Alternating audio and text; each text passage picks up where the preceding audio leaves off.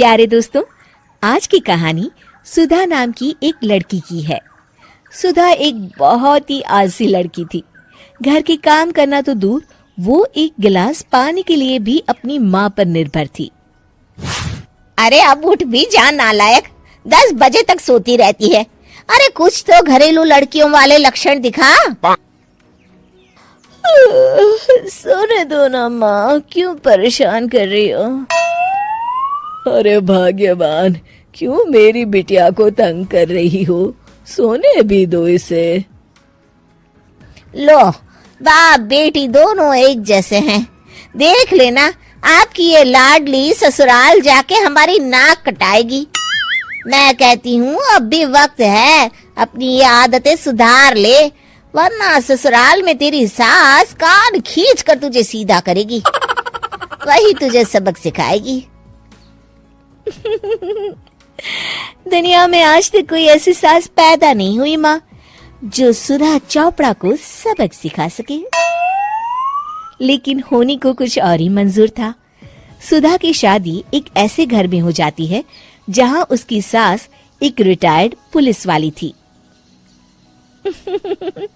अब कहानी में मजा आएगा। हाँ माँ, यहाँ सब बहुत अच्छा है। मेरे ससुराल के लोग भी ना बहुत मिलनसार हैं। ठीक है माँ, मुझे नींद आ रही है, फोन रखती हूँ माँ। ठीक सुबह 5 बजे। अरे जल्दी उठो भाग्यवान, वरना कयामत आ जाएगी। हैं? अरे क्या हुआ? कौन सी कयामत आ जाएगी?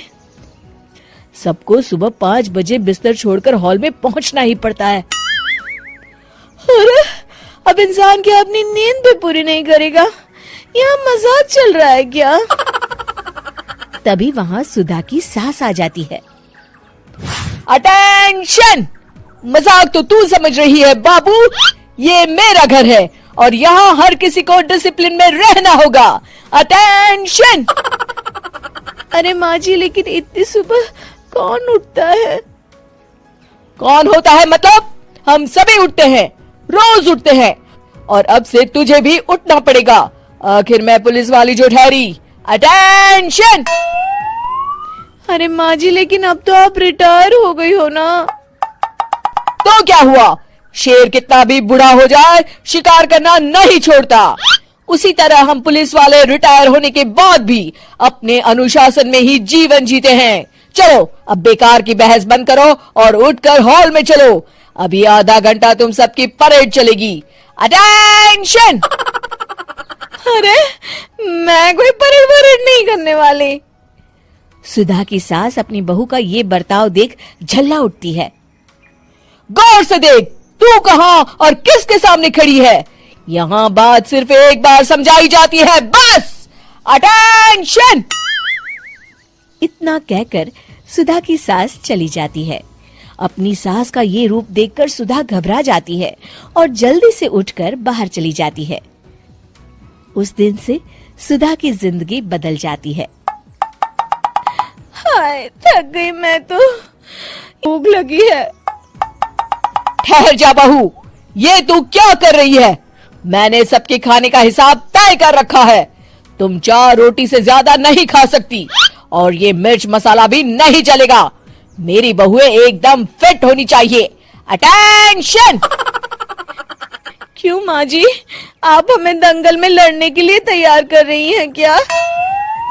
क्या कर रही हो सुधा? माँ जी को मजाक बिल्कुल पसंद नहीं है। चुप करके खाना खा लो, इसी में भलाई है। इस तरह धीरे धीरे सुधा अपने सास के रंग में पूरी तरह रंग जाती है, लेकिन इसका उल्टा ही असर पड़ता है।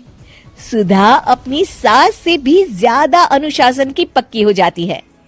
सुधा की सास तो सबको 5 बजे उठाती थी, लेकिन सुधा सबको 4 बजे ही उठा देती थी। दूसरी तरफ सुधा की सास की उम्र भी हो चलती है। माँ जी, आजकल आप सुबह उठने में बहुत आनाकानी करती हैं। मुझे ये सब बिल्कुल पसंद नहीं है। अरे बहू, मैं तेरे हाथ जोड़ती हूँ, भगवान के लिए अब मुझे छोड़ दे। इतने सवेरे उठना और कसरत करना अब मेरे बस की बात नहीं है। माँ जी, आप मैदान छोड़ के भाग रही हैं। आप तो पुलिस वाली हैं। अटेंशन। अरे अब कहाँ की पुलिस वाली, अब तो मैं रिटायर हो चुकी हूँ। बस बहुत हो गया, अब तुम सब जैसे चाहे वैसे जिंदगी जियो और मुझे भी जीने दो। अपनी सास को गिड़गिड़ाते देख सुधा मन ही मन मुस्कुराती है। इस तरह उस दिन के बाद से सुधा के ससुराल वाले एक सामान्य जीवन जीने लगते हैं।